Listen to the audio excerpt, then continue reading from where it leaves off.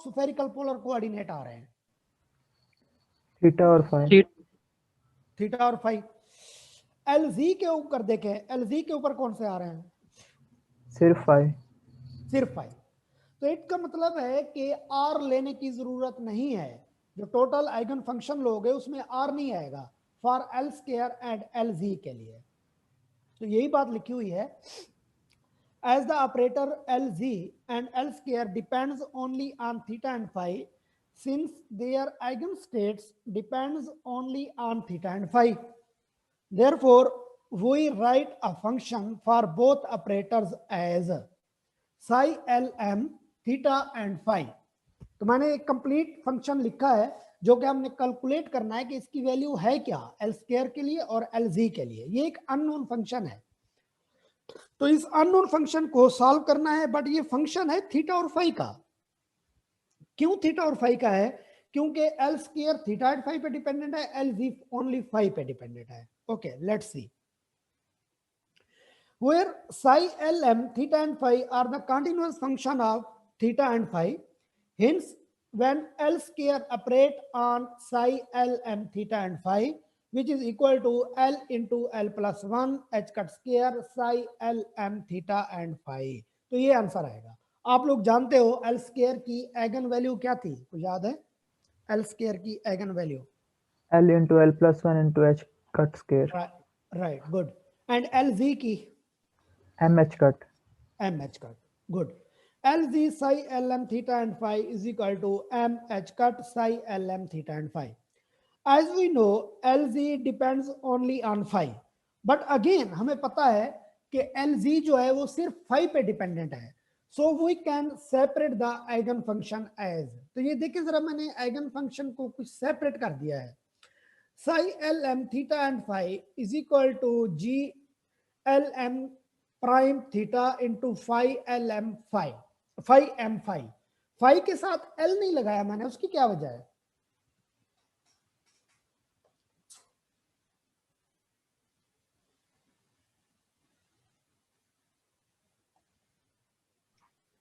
LC की eigen लगा, M है, बट एम पे डिपेंडेंट है, लेकिन एम ऑलरेडी एल पे डिपेंडेंट है, तो एल एक जगह पे मैंने लगा दिया है।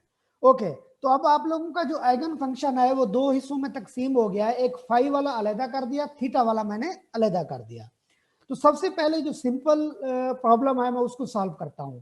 Eigen function and eigen value of LZ, इसका LZ का और एल आइगन फंक्शन और आइगन वैल्यू कैलकुलेट करता हूं।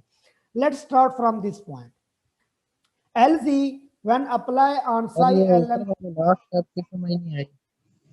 दो, आप LM को छोड़ दें, दो हिस्सों में तकसीम कर दिया है psi lm को। एक थीटा का डिपेंडेंट बना दिया, एक फाई का। सर ये जी के साथ तो आपने एल एम लगाया, लेकिन फाई के साथ जस्ट आपने एम लगाया, इसकी रीजन बता दें। उसके साथ भी लगा सकते हो, कोई प्रॉब्लम नहीं है, उसके साथ भी लगा सकते हो। ठीक।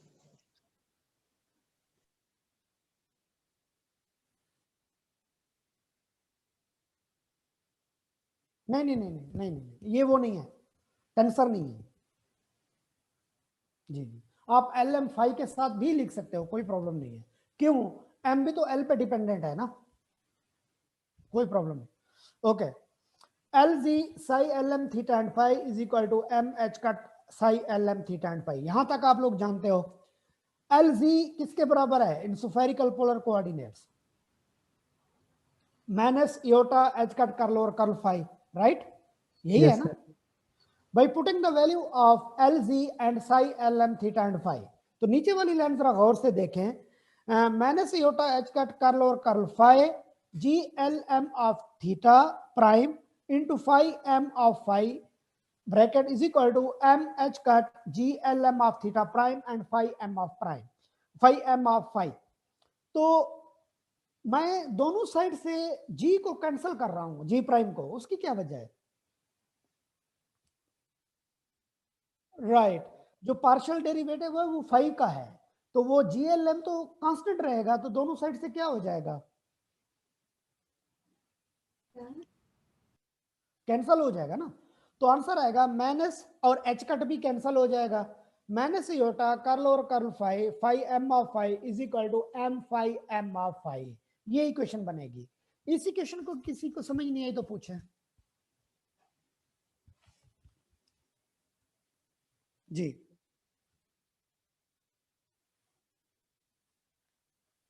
सॉरी,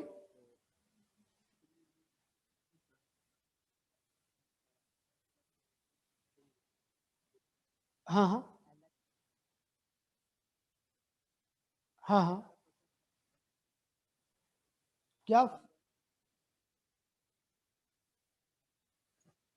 बिल्कुल कर सकते हैं, कोई प्रॉब्लम नहीं है। बहुत सारे तरीके हैं, कुछ भी कर सकते हैं, कोई प्रॉब्लम नहीं।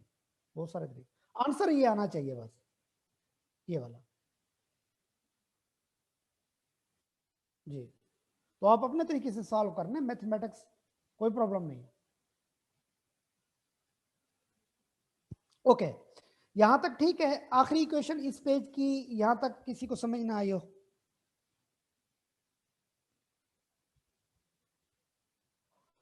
ओके, नेक्स्ट पेज में देखें, the solution of the above equation is 5m of 5 is equal to 1 over under root 2 pi e raised power iota m5। इसको इंटीग्रेट करोगे तो ये आंसर आएगा। और 1 over under root 2 pi जो है ये नॉर्मलाइजेशन कांस्टेंट है and can be calculated as, ये मैंने फार्मूला दे दिया है, 0 to 2 pi 5m star 5m d phi is equal to 1, और phi जो है वो 2 pi होता है, 0 to 2 pi, लिमिट भी दे दिया मैंने।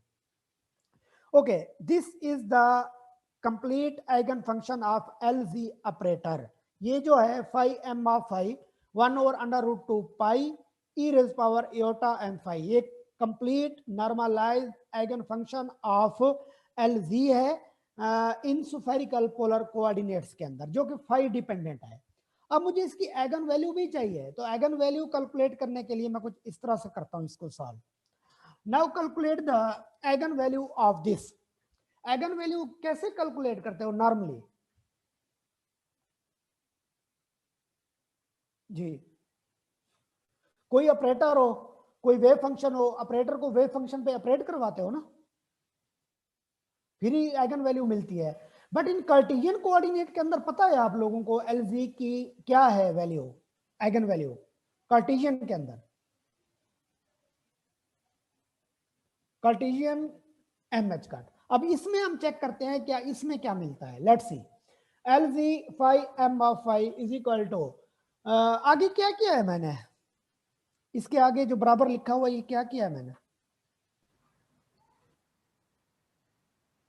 नहीं नहीं नहीं, सर LZ ऑपरेटर की वैल्यू LC की वैल्यू पुट की है। राइट, LZ की वैल्यू पुट किया और कुछ नहीं किया, कुछ नहीं किया। LZ की वैल्यू पुट कर दें, मैंने से होता है कट कर लो और कर 5m of 5।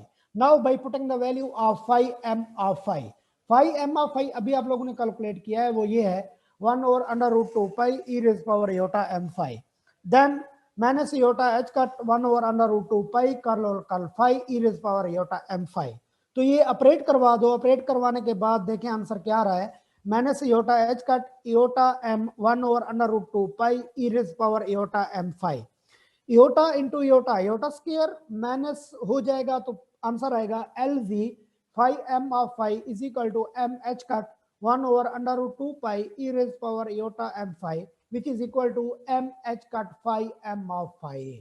तो 5m of 5 दोबारा डिजनरेट हो गया है ना? Yes sir. तो क्या मिली है आइगन वैल्यू आप लोगों को? MH cut. MH cut. इसका मतलब है आपके पास जो कार्टेशियन कोऑर्डिनेट में LZ की आइगन वैल्यू थी वही कहां पे है आप लोगों के पास? स्फेरिकल पोलर कोऑर्डिनेट्स के अंदर, लेकिन वेव फंक्शन चेंज हुआ है।